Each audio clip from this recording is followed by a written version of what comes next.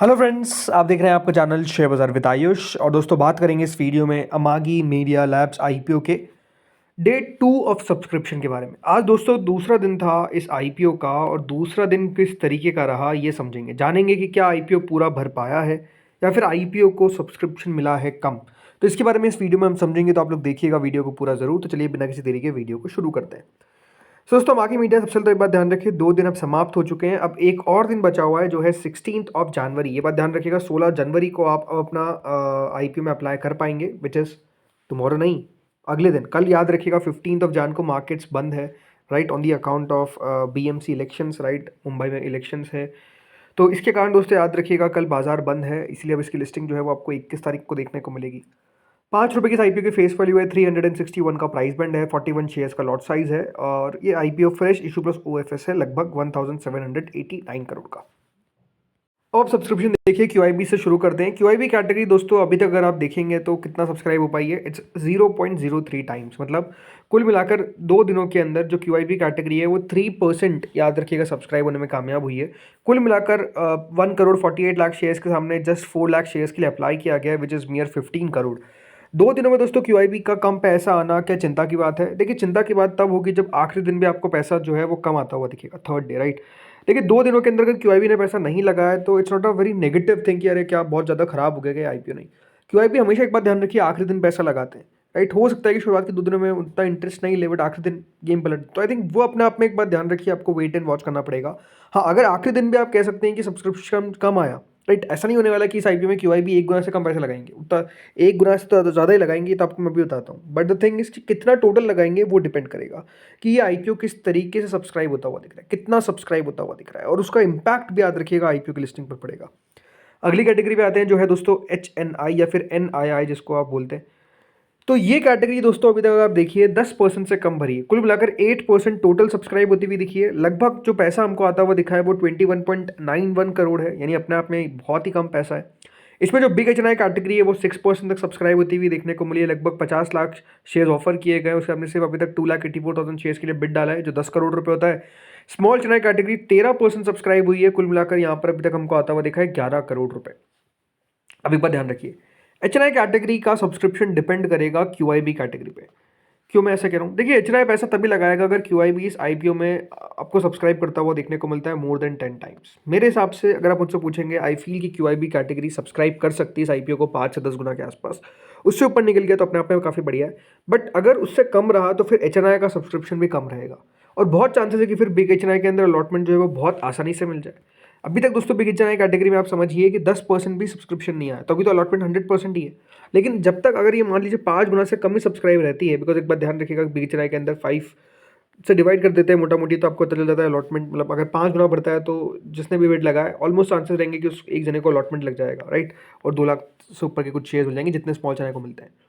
But अगर दोस्तों category में पैसा नहीं आता है क्यूआईबी का, तो फिर ये कह सकते हैं कि ये 5 गुना से भी कम सब्सक्राइब रहती हुई नजर आएगी, और वहाँ पर भी अलॉटमेंट पक्का ही रहेगा।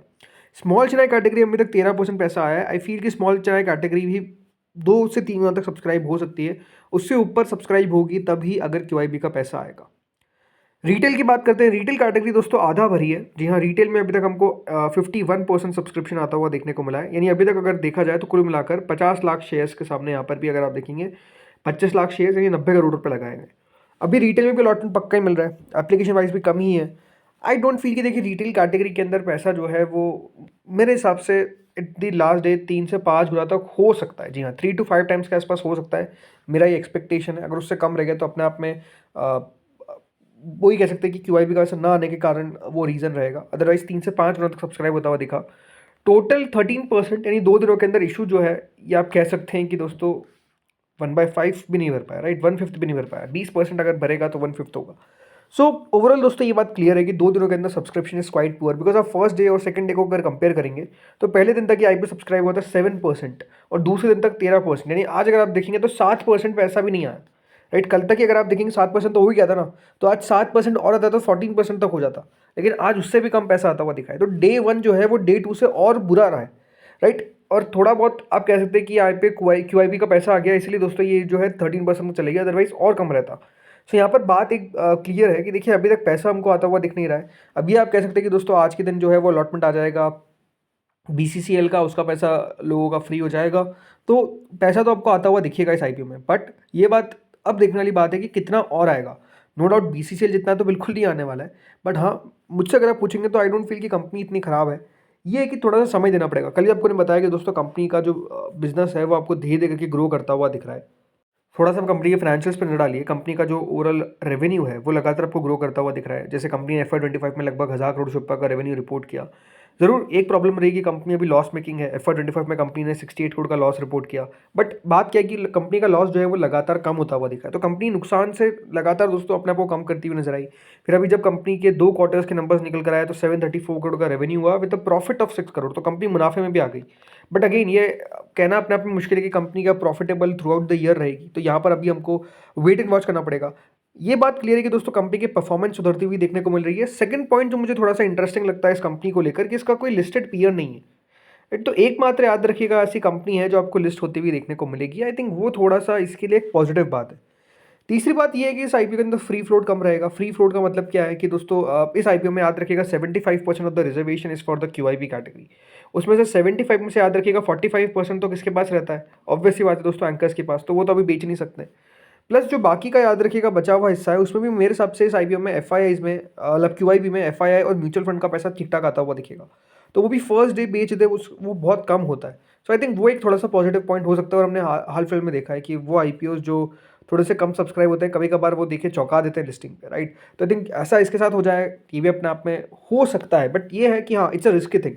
रीजन बीइंग अभी जो करंट मार्केट है वो अपने आप में दोस्तों ऐसा नहीं है कि अपने आप में बहुत अच्छा हो, राइट। आज के दिन आई थिंक हमको वेट करना पड़ेगा जब टैरिफ के ऊपर सुप्रीम कोर्ट का क्या अपडेट आता है, क्या उनका फैसला रहता है यूएस के सुप्रीम कोर्ट का, क्या वो टैरिफ को इलीगल घोषित कर देते हैं या फिर कोई फैसला ही नहीं आता है पिछली बार की तरह। वो आई थिंक बाजार ज़रूर वेट एंड वॉच करेगा कि उसके ऊपर वहाँ की सुप्रीम कोर्ट क्या कह रही है, वहाँ की सुप्रीम कोर्ट का क्या फैसला निकल कर आता है।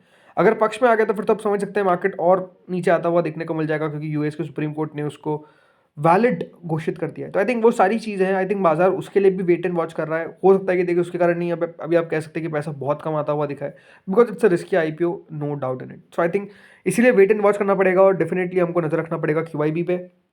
जीएमपी पे अपडेट देता हूँ। जीएमपी दोस्तों ये कह सकता हूँ कि रिकवर होती हुई देखने को मिल रही है। जी हाँ, 20 रुपये का जो जीएमपी ने लो लगाया था इट्स नाउ अराउंड 29। और इस बात का ध्यान रखिएगा 43 का तो इसका हाई है, तो उसके नज़दीक अब हमको जाती हुई देखने को मिल रही है। ये बात सही है कि अगर ग्रे मार्केट 29 रुपीज़ है तो वो अभी भी कितनी 8% ही हुई है, तो 8% भी रिस्की है। बट अगेन ये है कि अगर सब्सक्रिप्शन आया तो ये 8% से हो सकता है कि 10-12% चल जाए। नहीं आया तो क्लियरली आप कह सकते हैं कि दोस्तों यहाँ पर जो लिस्टिंग है फिर वो थोड़ी सी डाउट वाली हो जाएगी। ग्रे मार्केट में गिरावट आना शुरू हो जाएगा, ये सारी चीज़ें जो है वो हो जाएगी। तो इसलिए बहुत ज़्यादा इस आईपीओ पे अब नज़र रखना है, बट तब रखना है जब सब्सक्रिप्शन अच्छा आएगा। तो इसलिए अपडेट आपको मैं देते रहूँगा। फाइनल डे जब रहेगा तो फाइनल डिसीजन वाला वीडियो पे आएगा 2:30 तक, तो वो वीडियो भी अपने आप में बहुत महत्वपूर्ण रहेगा। तो इसलिए दोस्तों उस वीडियो का आप लोग वेट करिएगा। इस वीडियो में तो इतना ही था। होपफुली आपको वीडियो बढ़िया लगा होगा। Thank you friends watching this video.